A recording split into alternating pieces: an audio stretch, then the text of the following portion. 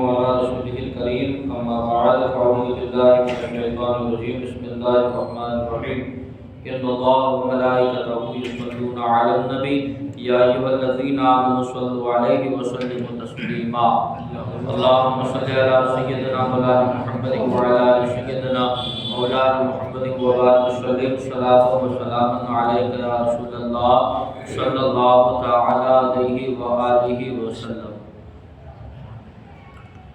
کل آپ حضرات نے سماعت فرمایا کہ جب اعلانیہ طور پر حضور صلی اللہ علیہ وسلم نے تبلیغ شروع فرمائی تو کفار مکہ نے حضور کو اور جتنے لوگ ایمان لائے تھے ان کو ستانا شروع کر دیا۔ کفار مکہ نے جب اپنے ظلم و ستم سے مسلمانوں پر ایک عرصہ حیات تنگ کر دیا تو حضور اقدس صلی اللہ علیہ وسلم نے مسلمانوں کو حبشہ جا کر پناہ لینے کا حکم دیا۔ حبشہ کے بادشاہ کا نام اسمہا اور لقب اس کا نجاشی تھا۔ یہ عیسائی دین کا پابند مگر بہت ہی انصاف پسند اور رحم دل بادشاہ تھا، اور تورات و انجیل وغیرہ آسمانی کتابوں کا بہت ہی ماہر عالم بھی تھا۔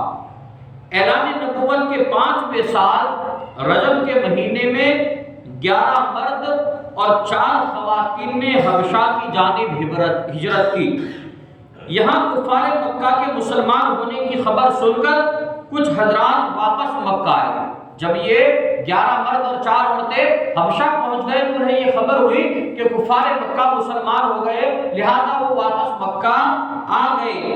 لیکن یہ خبر کیا ہے، غلط نکلی، جس کے بعد کچھ دوبارہ حبشہ چلے گئے اور کچھ مکہ ہی میں روپوش ہو گئے، جنہیں کفار مکہ نے ڈھونڈ نکالا اور پہلے سے بھی زیادہ ان پر ظلم و ستم کرنے لگے۔ پھر کچھ عرصہ بعد حبشہ سے واپس آنے والے اور دیگر مظلوم مسلمانوں نے حبشہ کی طرف ہجرت کی۔ یہ کل 83 مرد اور 18 خواتین تھی۔ دوسری مرتبہ جب ہجرت کی تو کتنے لوگ تھے؟ 83 مرد اور 18 کیا ہے؟ عورتیں تھیں۔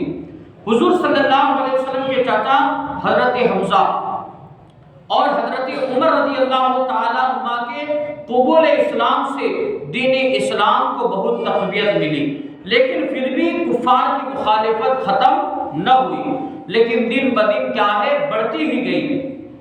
اعلان نبوت کے 7ویں سال کفار نے آپ کے خاندان والوں کا مکمل بائیکاٹ کر کے ایک پہاڑ کی گھاٹی تک محصور کر دیا، جسے شعب ابی طالب کہا جاتا ہے۔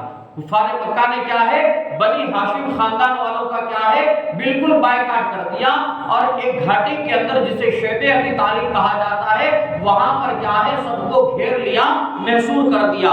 مسلسل 3 سال تک حضور صلی اللہ علیہ وسلم اور خاندان بنو ہاشم ہوش ربا مسائب کو جھیلتے رہے، یہاں تک کہ خود قریش کے کچھ رحم دل لوگوں کو بنی ہاشم کی ان مصیبتوں پر رحم آ گیا، اور ان لوگوں نے ان ظالمانہ معاہدہ کو توڑنے کی تحریک اٹھائی، جس کی ابو جہل نے کیا ہے، مخالفت کی۔ کچھ کفار مکہ نے کہا کہ 3 سال ہو گئے، ہم نے بنو ہاشم کا بائیکاٹ کر دیا ہے، اب ان پر کیا ہے، ہمیں رحم کرنا چاہیے، یہ بائیکاٹ کو ختم کرنا چاہیے۔ تو کچھ رحم دل اچھے لوگوں نے کیا ہے، اس معاہدے کو ختم کرنا چاہا، لیکن ابو جہل نے کیا ہے، اس کی مخالفت کی۔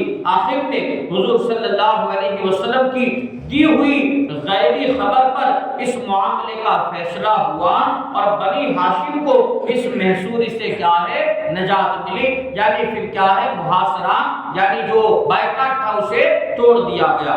حضور اقدس صلی اللہ علیہ وسلم شعب ابی طالب سے نکل کر اپنے گھر پر تشریف لائے، اور چند ہی روز کفار قریش کے ظلم و ستم سے کچھ امان ملی تھی کہ گھاٹی سے باہر آنے کے 8 مہینے بعد ابو طالب کی وفات ہو گئی۔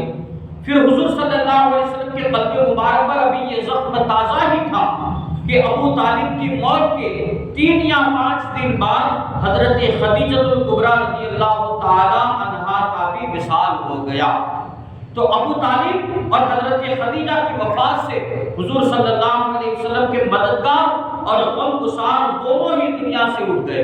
حضرت خدیجہ الکبریٰ اور ابو طالب جو حضور حضور کے چچا تھے، یہ دونوں آپ کے معاون تھے، مددگار تھے، لہذا جب وہ دونوں ہی دنیا سے رخصت ہو گئے تو حضور صلی اللہ علیہ وسلم کو صدمہ پہنچا، غم لاحق ہوا، جس سے کیا ہے حضور صلی اللہ علیہ وسلم نے اس سال کا نام عام الحزن یعنی غم کا سال رکھ دیا۔